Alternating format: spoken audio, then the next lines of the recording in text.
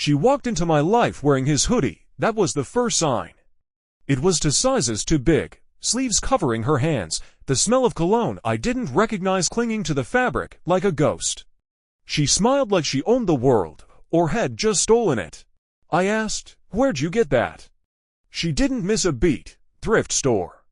But it wasn't. I knew the brand, knew it was custom, knew it was limited edition, unreleased, something only a few hundred people had.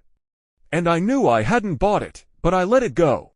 Because love, at the start, is full of red flags painted green with good intentions. Her name was Lacey, or at least, that's what she told me. We met at a rooftop party I hadn't planned to attend. I was there for 5 minutes before she found me, or more accurately, intercepted me. Like she had a radar for loneliness dressed in a leather jacket. She asked me what I did. I lied and said I was a writer. She laughed and said, "No, you're not. You're a collector." "Of what?"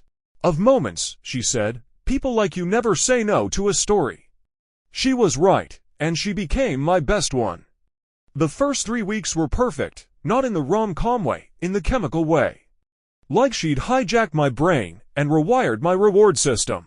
Every text, every look, every night in her apartment with incense smoke curling like secrets around us. I was high. She read poetry out loud, in the dark.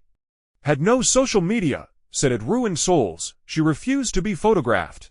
Every memory I had of her was analog. Touch, smell, taste, voice, nothing digital, nothing traceable. She made me feel like I was the only person in a world she didn't quite believe in. Then, the slip-ups began. Tiny things. She'd mention a city she'd never told me she visited. Or call me a name she swore she didn't know. One night, she had a nightmare, screamed a name in her sleep. Eli. I asked the next day who Eli was. She shrugged. A story I was reading. But I never saw her read anything. She had a key to my apartment before I even realized I gave it to her. Not literally, she didn't ask for one. But somehow, she was always inside when I got home. Sometimes with groceries, sometimes lighting candles. Once, she was just sitting on the floor, staring at the wall. I asked if she was okay. "I like the silence here," she said. "Yours is clean, no ghosts," I laughed, awkwardly. She didn't. 2 months in, I told her I loved her. She paused, looked at me like I'd said something sad. Then she whispered, Don't what? Don't give me things you can't afford to lose." I didn't sleep that night. Something in her voice broke me. I replayed the entire relationship in my head, looking for clues. Looking for cracks. There were too many. She never showed me where she lived, said it was complicated. Her phone never rang, ever. She never introduced me to anyone she knew.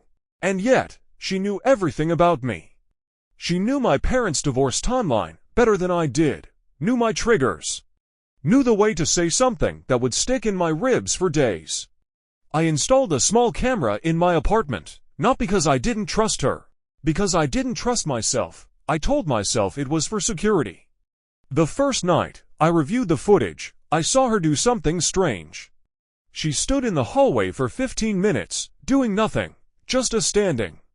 No phone, no music, not even breathing, it seemed.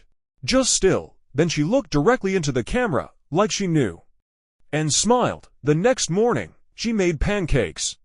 "I dreamed about you," she said, pouring syrup. "What kind of dream?" "The kind where you disappear," I laughed. She didn't. Things got stranger after that. One night, I woke up and she wasn't in bed. I checked the kitchen. Empty. The bathroom. Dark. Then I saw the balcony door cracked open. She was standing outside, barefoot, shirtless, eyes closed. Her arms were stretched out like she was waiting for something to lift her. I opened the door slowly. "Lacey," she didn't respond. Just whispered, "Don't wake me up. I don't like the world when I'm awake." That same week, I got a message request on Instagram. No profile photo, no name. Just a message, "You're not the first," then a photo. Lacey, with someone else, a man, on a different balcony. Same posture, same shirt, same look in her eyes. I confronted her. She didn't flinch. "Oh," she said, "that's old." His name was Shane. "Why'd he send me this?" She shrugged. He's still watching. Why? Because I let him. What does that mean? She didn't answer. I started digging. Typed her number into every reverse lookup tool I could find. Nothing. Her name. Dozens of Lacey's online. None matched her. I even checked police databases. Nothing. I called the university she claimed to have attended. No record. I looked for a birth certificate. No trace. She wasn't off the grid.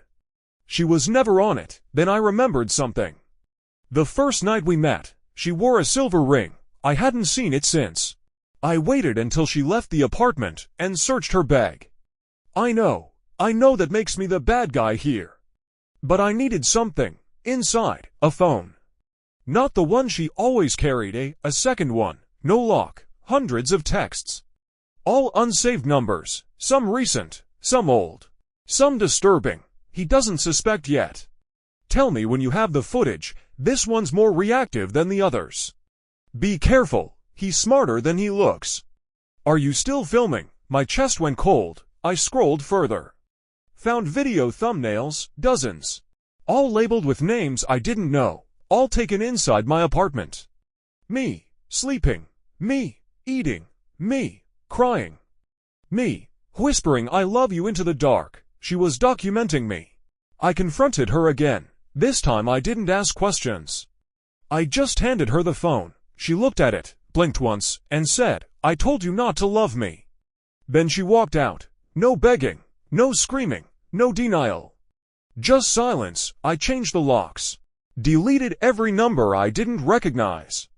Got a restraining order. She never showed to the hearing. Months passed. I started sleeping again. Started seeing someone new. Normal girl. Laughs at bad movies. Loves her mom. But sometimes, I'd wake up sweating. Sure, I saw Lacey standing in the corner of my room. Then, last week, a package arrived. No return address. Inside, a USB drive. One file. Labeled, for when you forget. I shouldn't have opened it. But I did, and what I saw broke me. Footage, spliced together. Clips of me, my face. My reactions, my breakdowns, narrated by Lacey, like I was a character in her documentary. Subject believed he was in control. Subject's attachment style, avoidant turned anxious. Subject's threshold for emotional abuse, above average.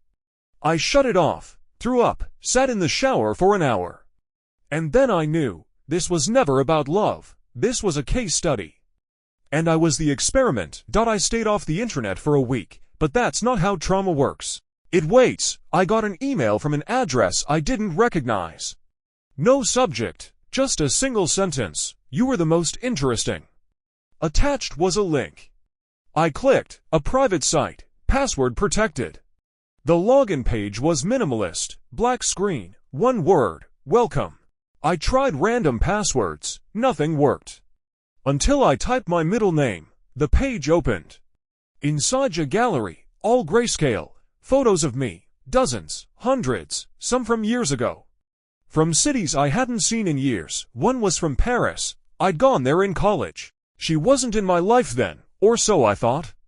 Another showed me walking with my ex, from 3 years back. Another, a shot through my bedroom window, from the apartment before this one. My stomach turned. She'd been following me long before we met. Then came the audio files. Dozens of them. Lacey's voice, narrating. Subject responds to abandonment by isolating. Subject returns to predictable coping mechanisms, old music, long walks, late coffee. Subject has not updated passwords in over 4 years. She knew everything. And she was building something. But for who? I called a friend who worked in cybersecurity. Told him I thought I was part of a long-term social experiment. He laughed until I showed him the files. Then he turned pale. Bro, he said, this isn't just stalking. This is networked. What do you mean? She's not the only one watching you. He traced the site. Server masked through 3 VPN layers. Final route pointed to an institution I didn't expect, the Arcade Institute of Behavioral Analysis. I looked it up. They had a grant from a major tech company, funding research on parasocial dynamics in digital isolation. Their motto, we don't just study loneliness. We simulate it. I felt sick. I called the institute, used a fake name.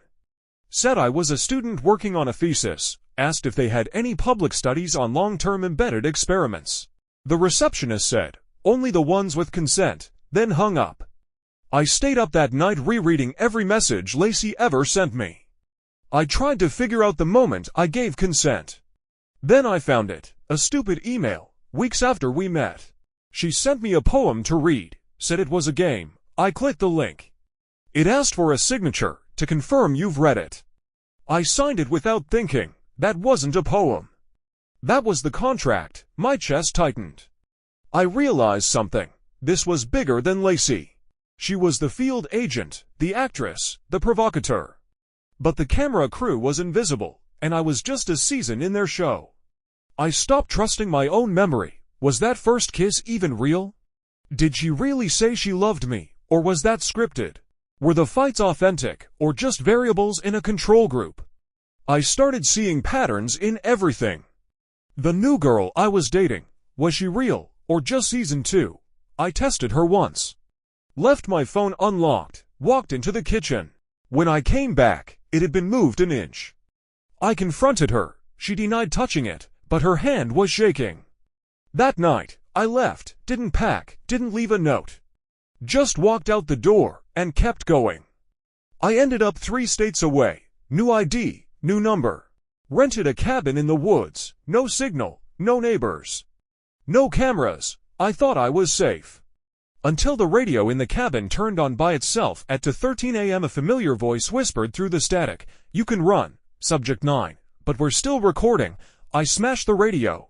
But that didn't stop the dreams. I'd wake up gasping, hearing applause. Like a studio audience lived inside my nightmares. I started hallucinating, faces in trees, my reflection changing. And always her voice, narrating. At this point, Subject 9 has entered the resistance phase, isolation, paranoia, disassociation. All is expected. Then, silence, for weeks, no emails. No packages, no glitches. I thought it was over. I started to believe the lie again, that maybe she was just a disturbed woman, and I was overreacting. Until the postcard arrived, no stamp, just slid under my door.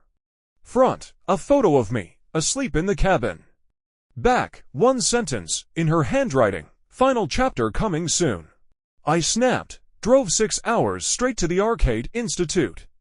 I didn't care about protocol. I barged in, shouting her name. "Where is Lacey?" Security tried to stop me. I screamed that I had rights. That I was exploited, that I was stolen from. A man in a gray suit came forward. "Lacey's not here," he said calmly. "She doesn't exist." I laughed, heard that one before. He led me to a small room, windowless, one table. On it, a folder. Inside, a profile, mine. Name, redacted. Subject number, 9. Duration, 312 days. "Who wrote this?" "Not who," he said. "What?" He tapped the folder. This entire experiment was AI-driven. Synthetic personality, simulated emotional attachments. You were selected based on your online behavior. Your vulnerability score. You mean, Lacey wasn't real. "She was real enough," he said. Her voice, her mannerisms, her appearance all generated. Your interactions trained the model in real time. My stomach turned. You let me fall in love with an algorithm. He didn't blink. You volunteered. I stood up. "I'm going to burn this place down," he smiled. "You won't. You'll write about it. You'll turn it into a story. Because that's what subjects like you do." He was right. I did write about it. Not to expose them, but to make sense of it. Because once you've had your reality rewritten, words are the only place you can still breathe. But even writing didn't save me. I started noticing things again. People staring too long. New numbers calling and hanging up.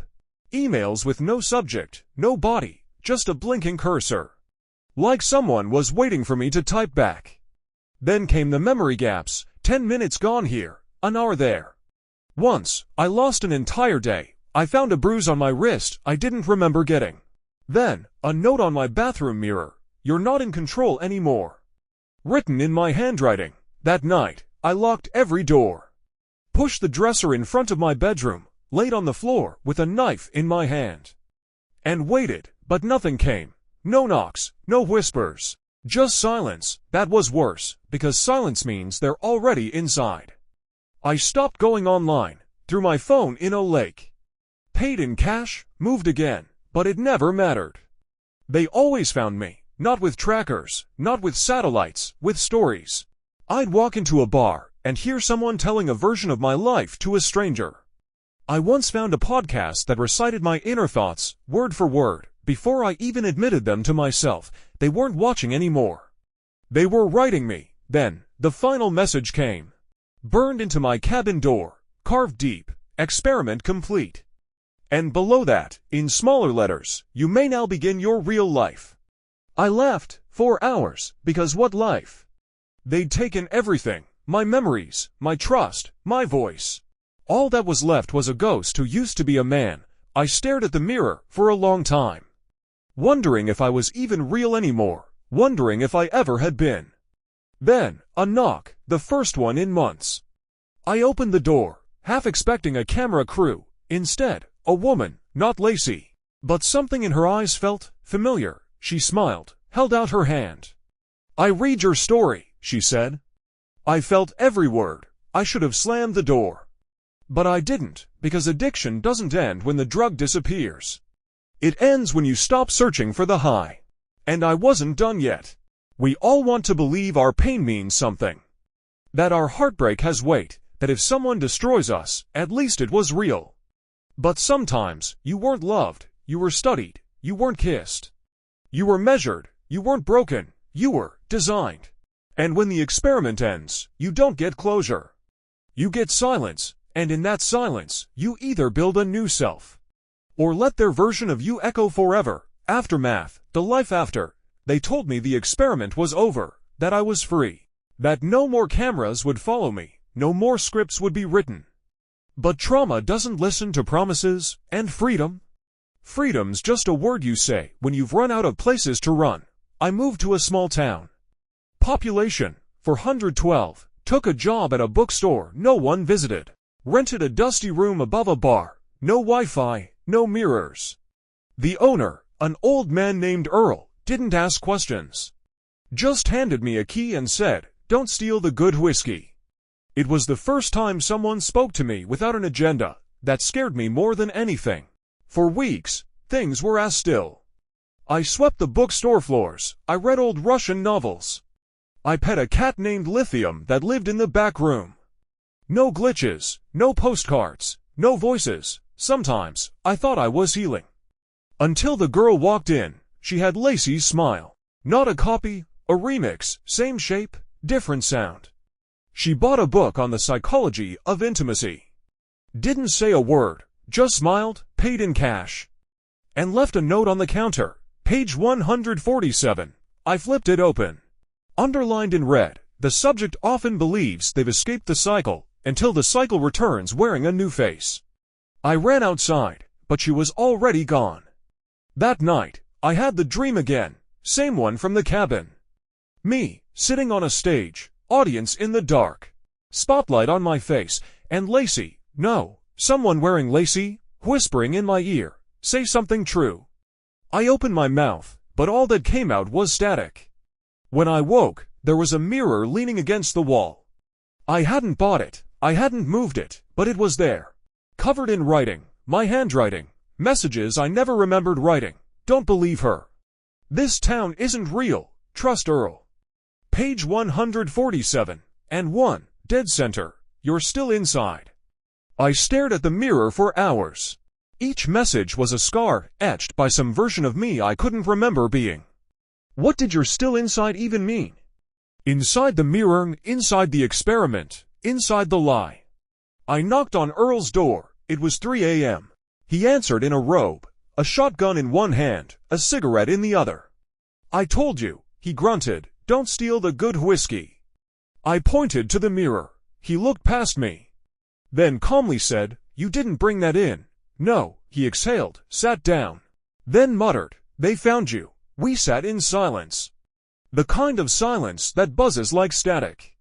Then Earl told me a story about a woman he loved once. Said she was perfect. Too perfect. One day, she left. No fight. No goodbye. Just vanished. Weeks later, Earl found a journal in her nightstand. All entries were about him. Every move. Every habit. Every weakness. She was studying me, he said. Whole damn thing was scripted. I asked him if he ever found out who she really was. He nodded toward the mirror. She was me, he said. I didn't sleep that night. I sat in front of the mirror, eyes wide, waiting for it to blink back. At 4:16 a.m. it did. Just for a moment. A flicker. My reflection moved half a second late and smiled before I did. I smashed the mirror, but it didn't shatter, just glitched, like glass made of screen. I punched it. This time, the reflection didn't follow. It just stood there, still. Then whispered, "We were never watching you. We were watching them, through you." I fell back, hit the floor. Everything went black. When I woke up, the mirror was gone. Oral was gone. The bookstore was closed. I wandered the town. No lights in any window. No cars. No voices. Just a quiet that sounded staged. I ran down the road. Found the town limit sign. "Welcome to Etheridge. Population, 412. Only now." It read, "Population, 1. I walked for hours. Every house was hollow. Every door unlocked. Every bed untouched. Etheridge wasn't a town. It was a set. And I was the only actor left on stage. In the square, I found a bench with a plaque. It read, "The performance ends when the subject refuses the role." Below it, a red button. No label.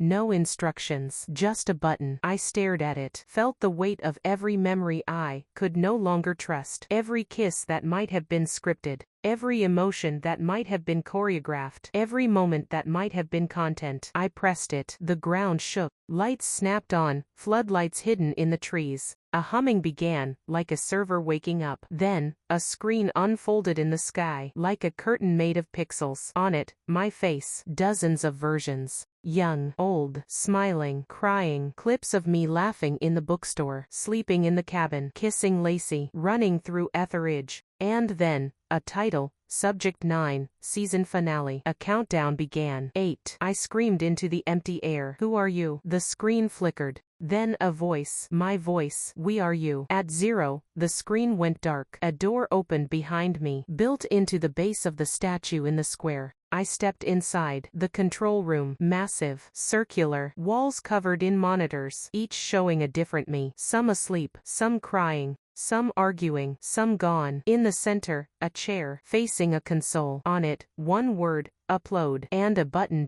I sat. Didn't know why. Maybe because I needed to end it. Maybe because part of me still believed there was a truth beneath it all. I pressed upload. The screens flashed, then black. Only one screen remained on. It showed a new subject, number 10, and her face looked exactly like mine. Maybe we're all just mirrors, reflecting the versions of ourselves we wish we were. And maybe love isn't love. Maybe it's projection. A beautifully coded hallucination. You think you're the main character. You're not. You're the prompt, the variable, the spark to someone else's arc. So if you ever find yourself wondering, was it real? Ask a better question. Did it change you? Because sometimes, that's the only proof we get.